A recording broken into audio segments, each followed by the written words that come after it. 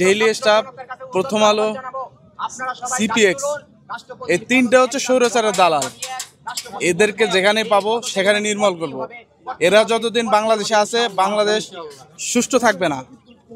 এজন্যই এদেরকে আজকে স্বাধীনতার 1 বছর পূর্ণ হচ্ছে, আজকে সকল শহীদদের স্মরণ করছি এবং আমার টার্গেট এই ডেইলি স্টার, প্রথম আলো আমি যেখানে পাবো সেখানে তাকে প্রতিহত করব। এর জন্য আমার আশা। বর্তমান যে জুলাই ঘোষণা করছে, এটা ঘোষণা করার কথা ছিল আরও আগে, আমরা করতে পারি নাই, কারণ আমরা সেভাবে জাতির কাছে যেটা চেয়েছি, জাতি সেটা আমাদেরকে এনে দিয়েছিল স্বাধীনতা। সেই স্বাধীনতা আমরা ধরে রাখতে পারি নাই। আজকে ছাত্রদের নাম দিয়ে অনেকে দুর্নীতি, চাঁদাবাজি, টেন্ডারবাজি এখনো ছাত্রদের ভিতরেও আছে। তারা এই কাজ করতেছে কারণ তারা জানে যে তাদের হাতে এখন ক্ষমতা। এই ক্ষমতা ব্যবহার করে অনেকেই জাতির সাথে ধোঁকা দিচ্ছে।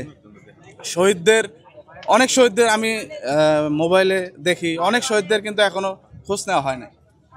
পরিবার এখনো কান্নাকাটি করতেছে, তাদের কাছেও যাওয়া হয় না। এরা হচ্ছে জাতির সাথে মস্করা করতেছে। তারা হলো গাদ্দার। তারা জাতিকে ভুলে গেছে, যারা শহীদ হচ্ছে তাদেরকে ভুলে গেছে।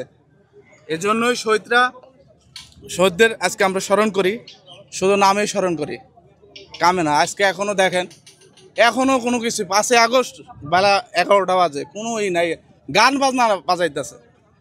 কেন মমতা আছে সারাই আয় না, ডিজে গান বাজানো দরকার, বুঝছেন? কোনোই নাই। দেখেন ছাত্র উপদেষ্টা কেউ আছে? কেউ নাই।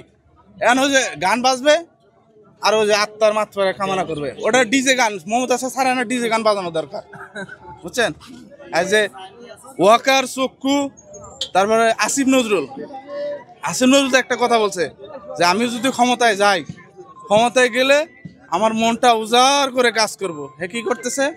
ফ্যাসিস্টের সব ফেলে যাওয়া কাজ সে রক্ষা করতেছে।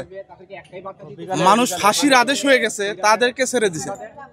যারা বিডিআর বিদ্রোহতে পিলখানায় হত্যা করে নাই, জড়িত ছিল না, দূর দূরান্ত থেকে তাদেরকে আনা হয়েছে এবং তারা এখন আটকে আছে। এদেরকে ছাড়ে না। ছাড়ে কাদের? যারা ফাঁসির আসামি।